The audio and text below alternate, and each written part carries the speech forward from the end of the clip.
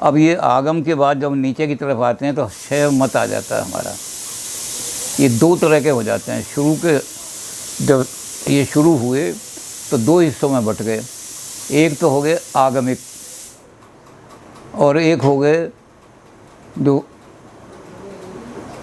जो शिव के शुद्ध रूप को मानने वाले थे, वो उधर चले गए पाशुपात। तो दो हिस्सों में बट गए, पाशुपात और आगमिक।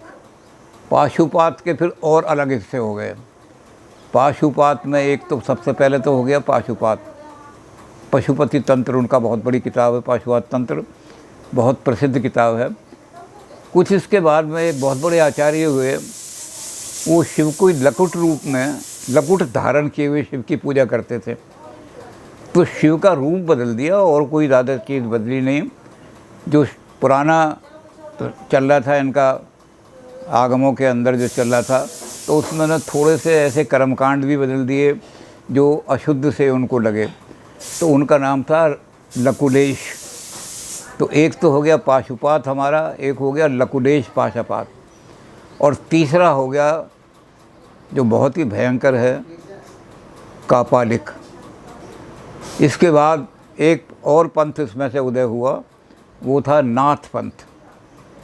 और नाथ पंथ में भी एक और छोटा सा हिस्सा बट गया, वो था गोरखपंथी।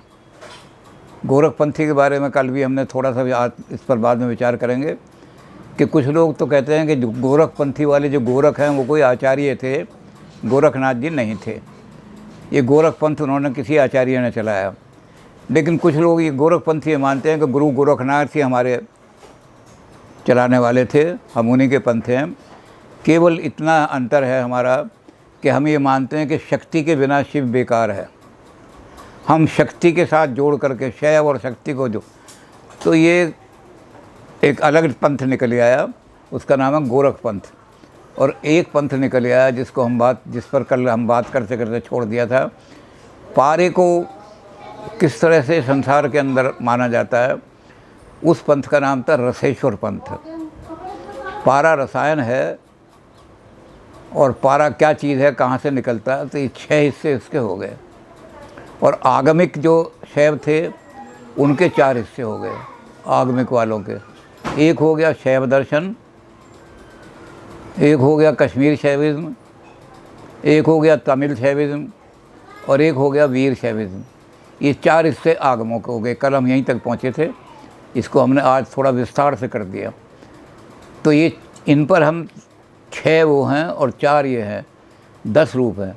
अब इनमें एक चीज़ कॉमन है, ये सारे के सारे 28 आगमों को मानते हैं। आगम 28 ही हैं, इस पर सब सहमत हैं। फिर लिंग अर्चन पर सब सहमत हैं। सबसे श्रेष्ठ रूप जो है भगवान शंकर का, वो लिंग रूप है। उस लिंग रूप की अर्चना, लिंग पर जल चढ़ाना या जो भी चढ़ाना है, तो ये भी सारे के सारे संप्रदाय, उनमें ये कॉमन चीज़ मिलेगी कि वो लिंग को, आप जो लिंग है उसके पूजन को, लिंग की अर्चना को सर्वश्रेष्ठ मानेंगे। सभी लिंग को मानते हैं और लिंग की पूजा को। अब इस पर भी थोड़ा सा विचार करेंगे कि लिंग क्या है, और इस पर भी थोड़ा विचार करेंगे कि लिंग अर्चना क्यों, इन्होंने क्यों लिंग अर्चना किया। ये कल इस पर थोड़ा सा विचार, क्योंकि अब विस्तार का समय नहीं रहा। अभी तो संक्षिप्त में हमने नाम ही नाम बता दिए।